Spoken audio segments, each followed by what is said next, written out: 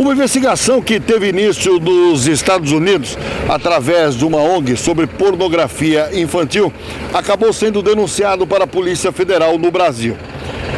Então, a Polícia Federal, não a de Criciúma, onde nós estamos, mas sim a instituição lá de Porto Alegre, acabou fazendo a investigação de um cidadão que estaria enviando através de e-mails pornografia infantil, fotos de crianças com atos obscenos. E aí começou todo um trabalho de investigação.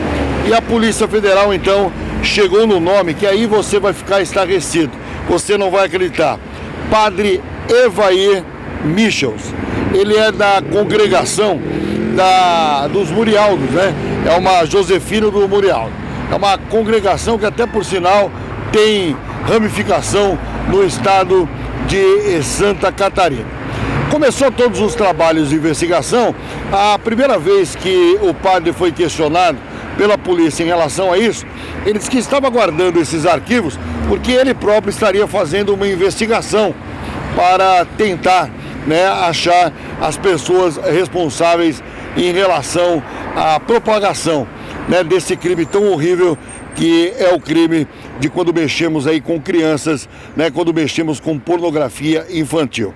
É óbvio que o delegado, não daqui, mas de Porto Alegre, ouviu ele, mas não acreditou muito nessa história. Depois de 2017, esse caso começou a ser apurado melhor pela Polícia Federal.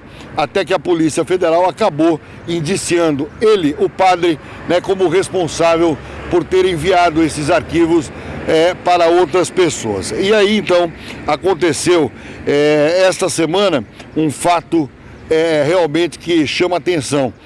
O padre Evair Michels foi condenado no artigo 241A. O que significa isso no Estatuto da Criança e do Adolescente? Oferecer, trocar, disponibilizar, transmitir, distribuir, publicar ou até mesmo divulgar por qualquer meio, inclusive por meio de sistema de informática ou telemático, fotografia, vídeo ou outro registro que contenha cena de sexo explícito ou pornográfica envolvendo criança.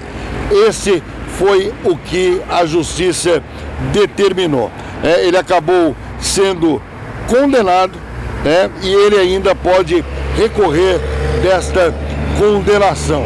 A Polícia Federal começou as investigações em relação a esse caso. A Justiça Federal é que acabou condenando o padre em relação a este ato que chama atenção.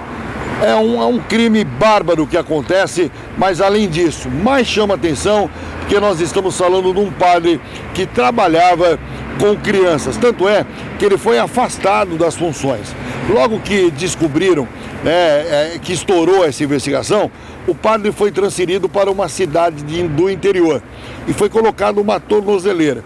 Mesmo assim, ele ainda, mesmo na cidade de Caxias, para onde ele foi transferido, ele continuou ainda trabalhando com crianças e adolescentes. Através de uma reportagem da imprensa gaúcha, se descobriu isso daí e acabou então a justiça tomando a determinação de retirar ele de vez de perto de crianças e adolescentes até que o processo fosse terminado.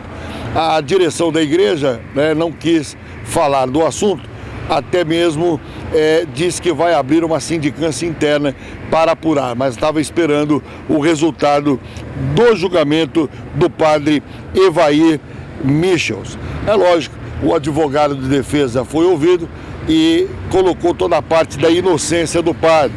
Ele disse que ainda não foi intimado da decisão, mas o advogado disse que continua acreditando na inocência do cliente dele. O advogado já falou que vai recorrer à sentença e ele destaca que não existe prova cabal de que nas fotos aparecem menores de idade. Essa é a alegação do advogado do padre do Michels.